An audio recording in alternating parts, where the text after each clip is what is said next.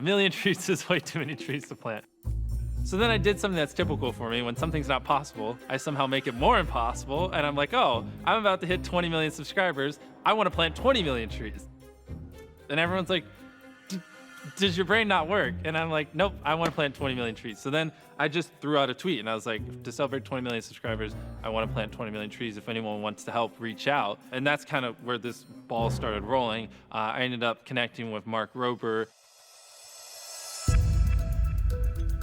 I am a former NASA and Apple mechanical engineer turned YouTuber.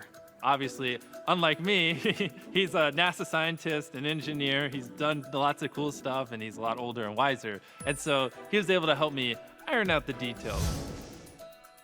I was still working at Apple. He called me up and I know exactly where I was. I walked outside of the building and we were pacing back and forth being like, is this something we could do? Is this possible? You know, more and more people started liking it and retweeting it. So it was clear there was like an appetite for this.